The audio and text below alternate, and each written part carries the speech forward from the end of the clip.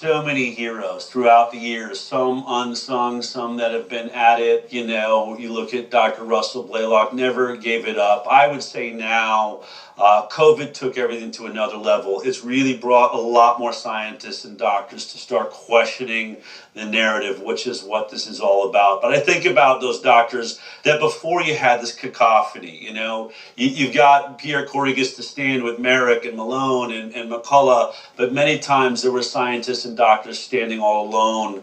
All of these guys are heroes. And, you know, sometimes we lose one of these heroes after incredible work. It's always amazing that in the end, the one person they weren't not able to save is themselves.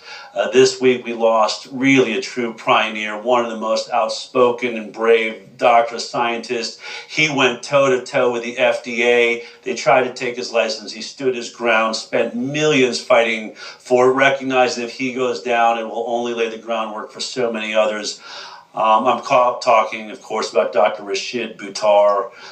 He will be greatly missed. You know, he was a really good friend of mine. I saw a lot of information from him through the years. A couple of years ago, we had him on the show, and this was what that moment, very memorable moment that we had with Dr. Rashid Buttar.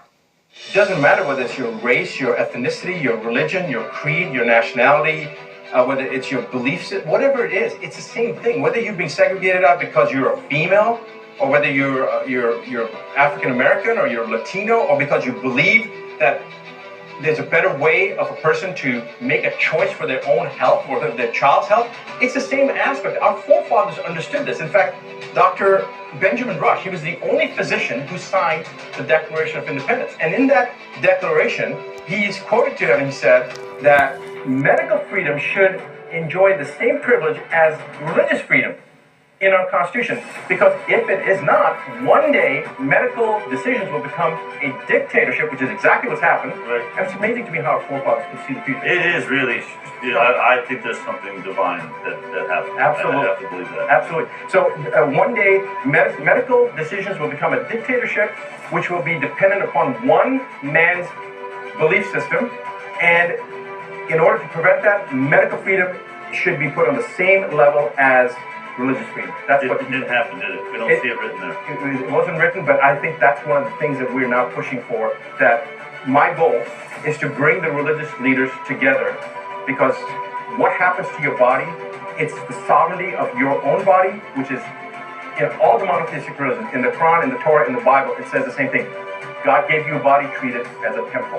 And if we allow a government, in the words of Thomas Jefferson, to dictate the foods we take into our mouths and the medicines we take into our bodies, our souls will soon be in the same sorry state as those who live under tyranny. Now, again, our forefathers knew these things, so why are we allowing someone outside of our body to dictate how we treat our own body, our own temples? That the Creator gave us, it's our sovereign right over our body. Because if they say that they can have the right over our bodies, that's slavery. I think there was a civil war about slavery, if I'm not mistaken. I mean, maybe my history's off, but I'm pretty sure that there was a civil war that tore the country apart based upon the right of a person to have sovereignty over their own body. And that's exactly what's happening right now. Whether you want to say it's about medicine or about race, it's the same thing. It's sovereignty. It's our own decision to make what we decide to do with our bodies, and nobody should dictate that.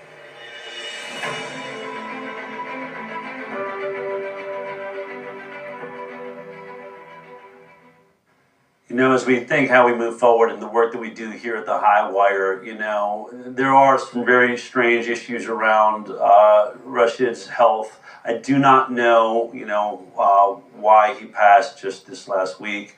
I do know, I was speaking to him, he had some health issues, water throughout his body just a few weeks ago, really.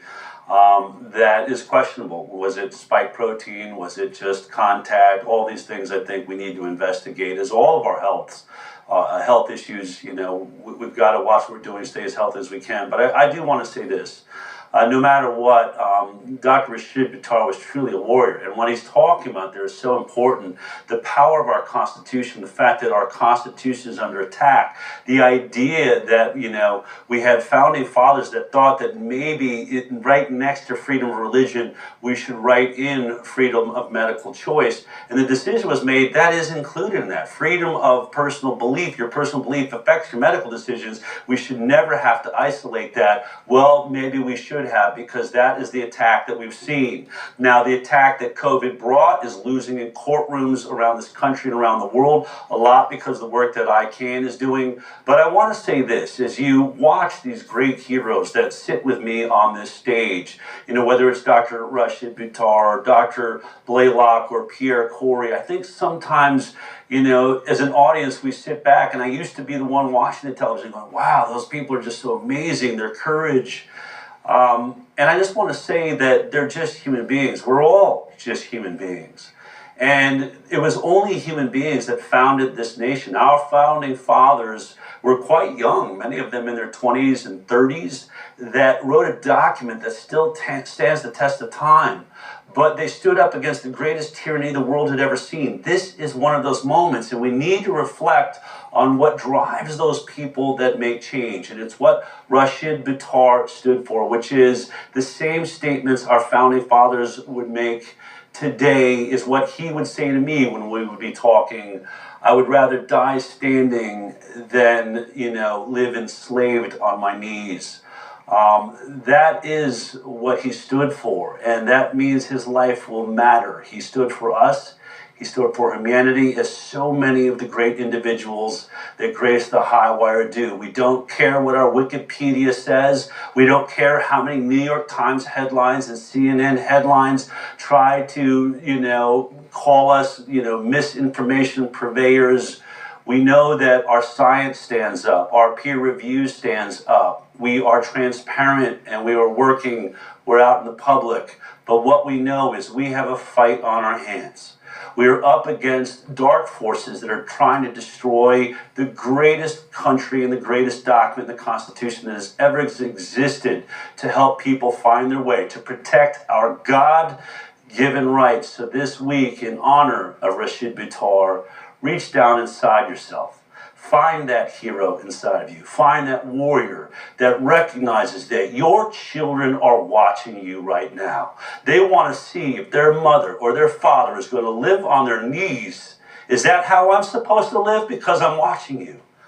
That's what I think when I watch my kids. And that's why I do what I do. That's why I tell the truth. That's why I stand for what's right. And that's why every day I get involved and I do the next right thing. That's what this show represents. That's what everyone on it represents. We're all regular people, and we will too have our day. Death is just a part of our life. How we lived our life is what actually matters. I hope you'll think about that, and look forward to seeing you next week.